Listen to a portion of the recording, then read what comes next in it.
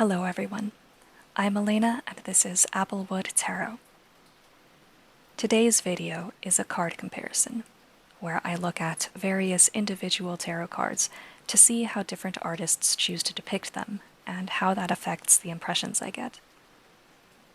This helps me to see the cards with fresh eyes and appreciate new perspectives. It's also fun to see how many ways one archetype can be manifested. Today's card is the Hierophant. The Hierophant represents many things. He is tradition, organized religion, a teacher. He is those things that will always exist in the human world: a leader, a follower, a believer. These are some of the most influential and so dangerous people that there are. See how zealous and dogmatic K-pop fans are, for example. Try telling one that their favorite idol is actually a bad singer and see what happens. Or maybe you shouldn't. They are the aspects of the Hierophant that believe in something bigger than themselves and follow that belief wherever it leads them. Maybe that contributes to why so many dislike the Hierophant, though I'm sure most of it comes from religious trauma. His number is 5, so he's a combination of the Emperor and Magician. He has authority over the more magical parts of life. But he's also made from the Empress and High Priestess. He is the part of spirituality that's external and can be taught to others.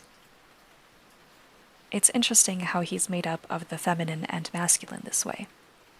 Only men are depicted in the Smith-Waite image, but the acolytes at the bottom of the card wear lilies and roses.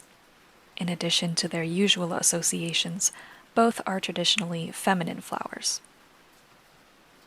This is an interesting contrast to the card at the top left, called the Oracle, from Tarot of Persephone's Garden. It's a reference to the Oracle of Delphi in ancient Greece.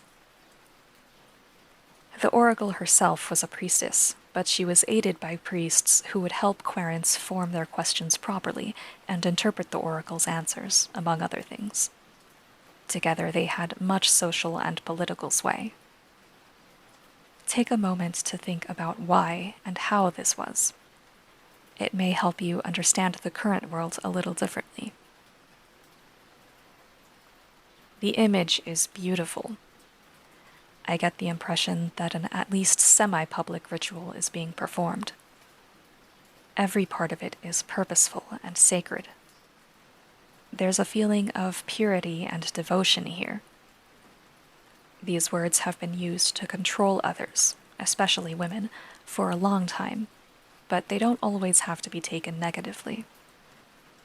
For example, we want our partners to be devoted to us to some degree. Purity also doesn't have to be about chastity. To be purely yourself is to keep outside influences or corruptions from entering you. Depending on who you are, this can be a good or bad thing. I see why someone may observe this kind of ritual and want to become part of that world. I myself used to long for a sort of sacred community or a temple to care for. Something respected enough to at least be left in peace.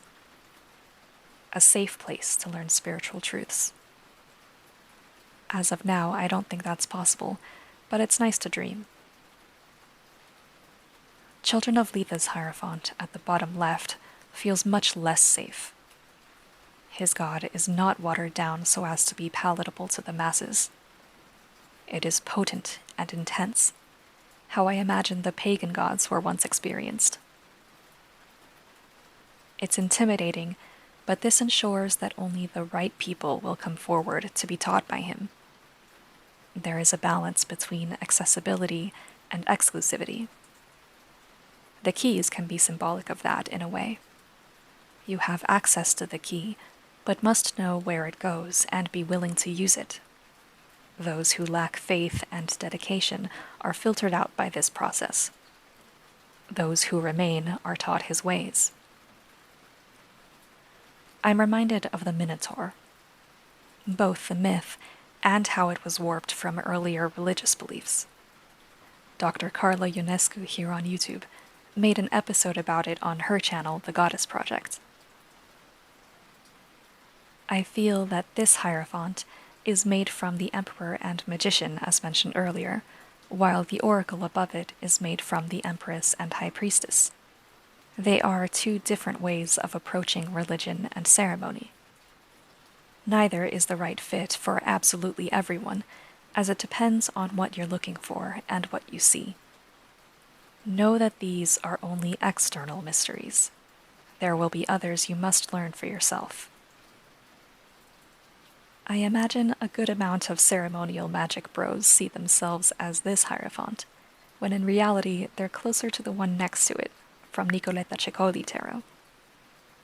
As a child, this is exactly how I saw spiritual leaders of all kinds. They're just people, often hypocrites, in silly outfits who have little to no idea of the realities others live with. They got their position one way or another, and the title alone has others eat up what they say as if it means anything. I still see most spiritual leaders this way. Their followers also shoulder a bit of responsibility, as their unquestioning devotion keeps these people in power. I know it's a curated art deck, but I like the choice of monkey for this card. Monkeys are often associated with wisdom, but I see them as clever, which is an important distinction. Think of King Louie from Disney's Jungle Book. I realize he's an ape, but the symbolism still applies. He asks Mowgli to give him the secret of Manfire because he wants to use that power to dominate the jungle as man has. We're all aware of how humans have mistreated and continue to mistreat the natural world, so the fact that Louie wants to become a man was terrifying to me, even as a kid. He's much more dangerous than Khan, who wanted Mowgli gone precisely because he will grow into a man. He wanted to eliminate the threat Mowgli faced to all of them. All this is to say, take care when around monkeys, no matter how they're dressed. The point of this card specifically is to be mindful of who you listen to and take advice from. People should be taught how to think, not what to think. It can also say something about perception. Taking a monkey as a religious leader may be silly, but some see nature as wiser than humans, and so why not? On the other hand, monkeys are known to be tricksters, so is this truly the wisest person you should be listening to? Do they have your best interest at heart? Is it even a monkey at all, or is that an illusion? At the top right is Lineage from Unveiling the Golden Age Tarot. I love this way of depicting the tradition aspect of the Hierophant. This looks like what is considered genetic memory. It's more than religious habits. It's those things we inherit from what came before.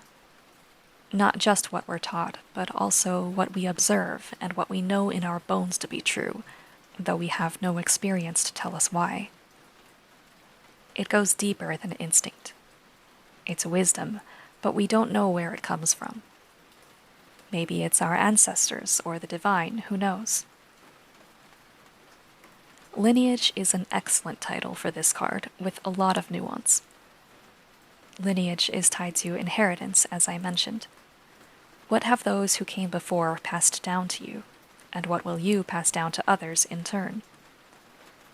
It's a way to put into perspective one's place in the world.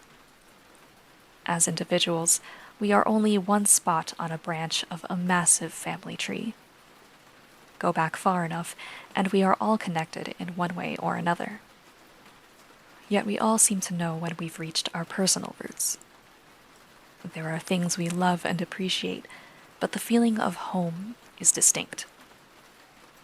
Where is your spiritual home? How does it align with your physical or genetic one? I'm not talking about racial or national issues here. I only mean that there must be a reason some things resonate with each of us and not others. What part of your inner landscape does it touch? Why? How does it fit into your views on the world?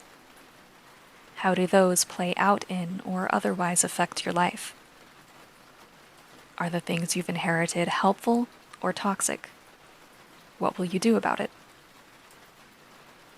Some like to tie past lives into this.